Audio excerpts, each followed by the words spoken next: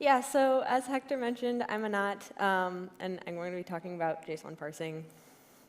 So I was initially inspired to give this talk when one of my teammates, who's actually in the audience, Matt Deephouse, proposed a solution for migrating our Objective-C, our networking layer from Objective-C to Swift.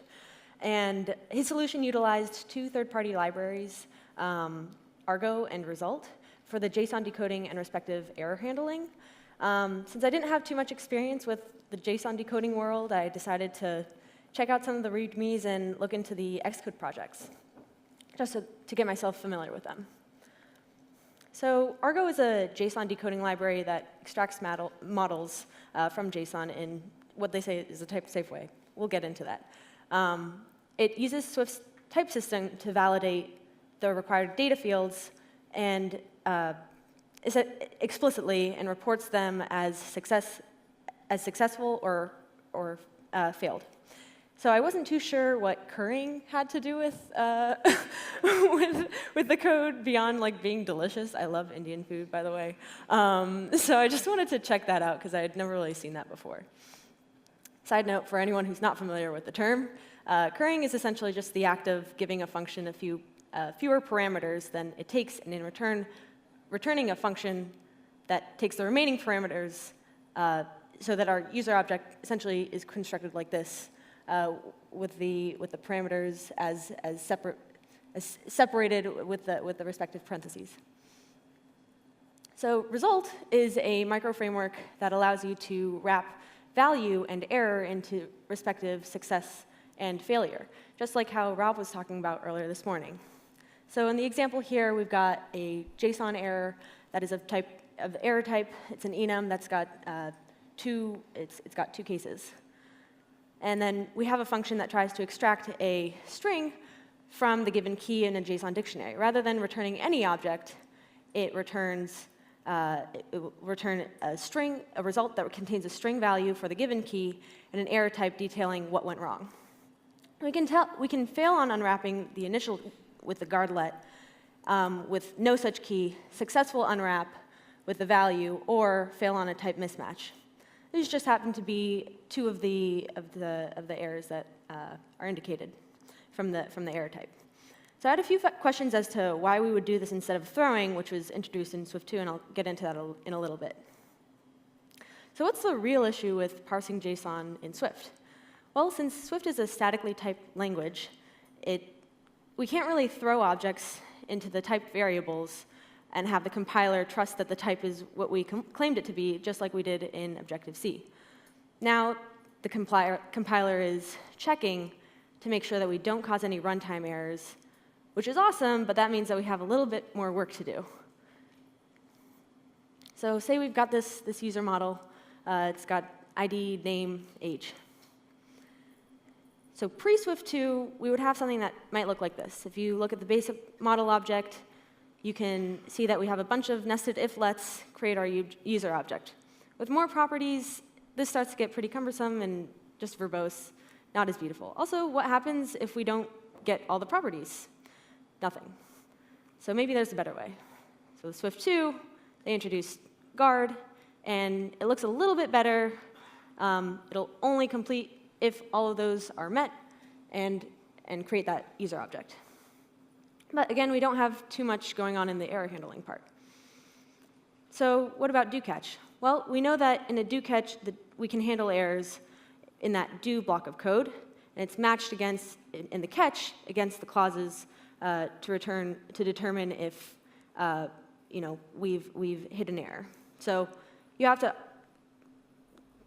This works for multiple tries in sequence, but you also have to make sure that you are making sure that that function that you're doing that DoCatch in is throwing. So where does that lead us? Well, I wanted to get an idea of how other people were going about solving the same problem that I was. And I decided to analyze some popular libraries that I found on GitHub. I wanted to take a look inside those Xcode projects and find what the underlying implementations were. I didn't want to take too much into account with the simplicity of the APIs, because those are really just the external facing things. Underlying, how are they actually parsing the JSON? So these were the subjects. You can take a second look, see if yours is there. If it's not there, I'm sorry, there were so many.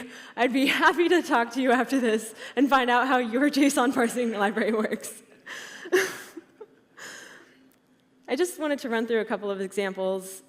Maybe go ahead, raise your hand if you have heard of Swifty JSON, just to get an idea. Look around. OK, great. So here's an example of decoding our object with Swifty JSON.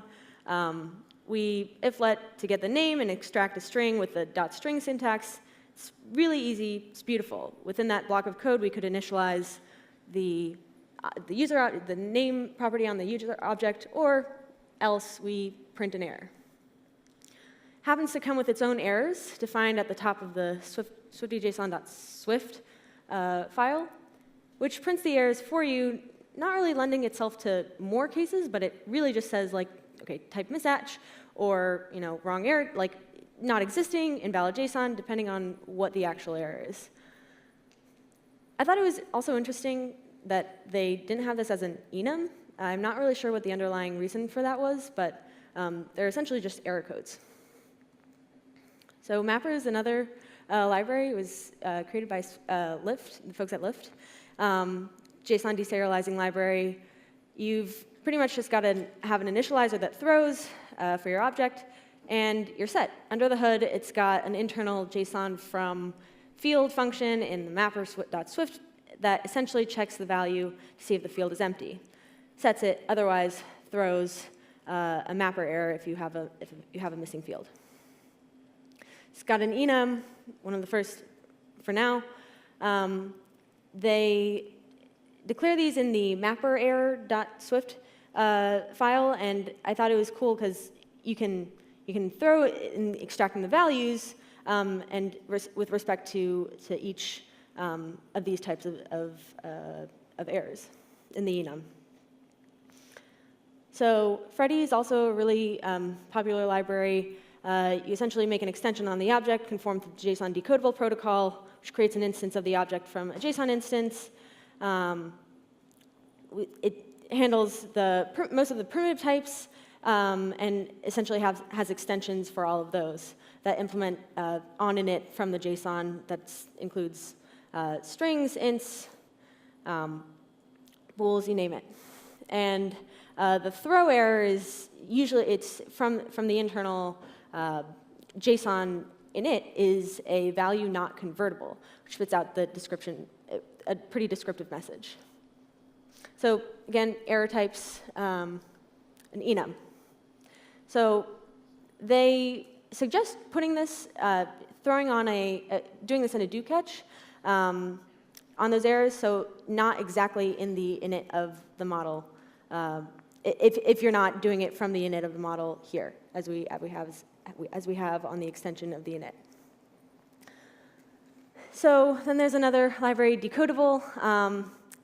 You implement a decodable protocol, decodes, make an extension on the user object again, so that we have a protocol that's defined in decodable.swift and has the underlying decode extension on the primitive types, just like we saw before.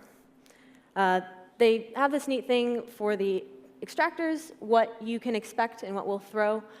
This was in the README. I thought it was pretty interesting to see how you would implement it with the respective enums that's in the type. So the findings. I just wanted to go through a small subset of that list. I hope you noticed the differences between some of the libraries and some of the similarities, but maybe we can talk about those now. So generally, we'd see a protocol that throws. It would be on the initializer of an instance and for a given JSON object, and it would throw some kind of error derived from the JSON value. So it could be under the name decodable, distillable, JSON decodable, JSON convertible, you name it. Another thing that I thought was interesting was the different ways that people would map on the properties on an object. So, how would we actually decode these values?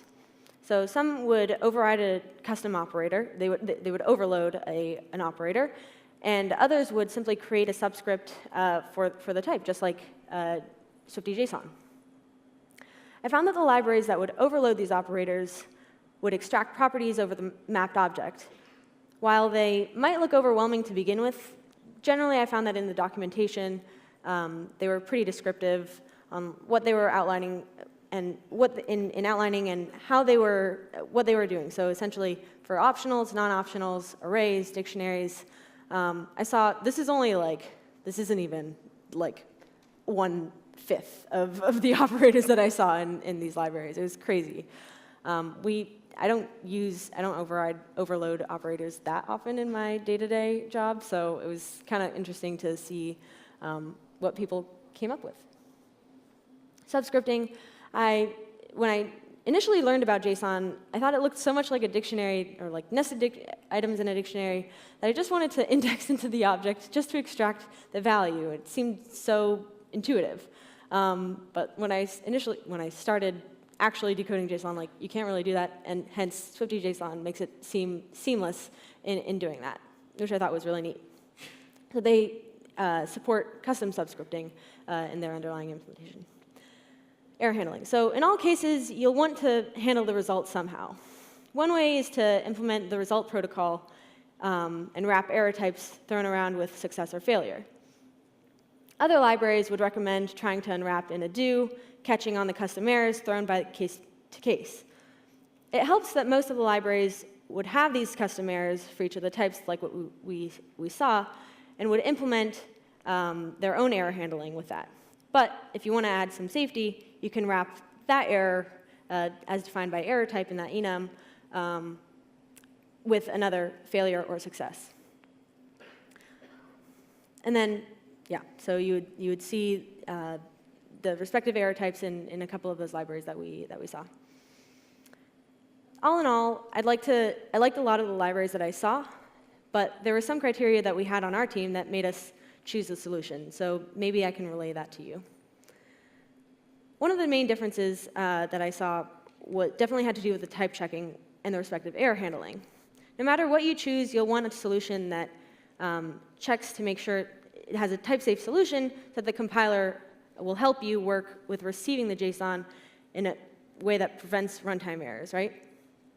So you might want to also add declarative error handling on top of that, just like we are doing with the result wrapping the failure cases for success and failure. You want it to be generic friendly. I saw a lot of the libraries would for the primitive types, they would have they would decode essentially on ints and bools and strings, like similarly in having a generic function. And others would have their own inits, extensions on inits, which I also thought was interesting. And while I'm not here to get on Matt's good side, I think if you're looking for a declarative, type-safe way to decode JSON, using Argo in result might be a good choice for you. So here's an example of using Argo. So just like we saw, we've got a user object, decodable. It conforms to decodable protocol that decodes. You pass it in a JSON, and you query. Again, this isn't the same querying that's going to be, it's not the same querying that we saw from earlier that's going to be deprecated in Swift 3. So just make sure that the underlying implementation of this query from Argo is not that. You can extract the ID, name, and age, and it will fail if you don't get those properties, and it will map essentially to the int, string, and int of the respective types. There are a bunch of things that I learned in the process of researching this, and if you want to take a look at the inner workings of Argo, I highly recommend this 3-part series by Tony DePascal from ThoughtBat. It goes into the details of how some of the other Haskell JSON decoding libraries influenced him and his team to work on it and create it. And I definitely recommend looking at that if you're interested in learning more. Thanks to the community members who helped forge this topic. It wasn't something I was too familiar with, so there were a lot of questions that I had. I wanted to thank my team members for letting me bounce off questions to them, and also for approving my pull requests. And I thank you to all of you who have contributed to these JSON decoding libraries. I'd be really interested in finding out more about how you guys decode JSON in my Q&A after this. Thank you.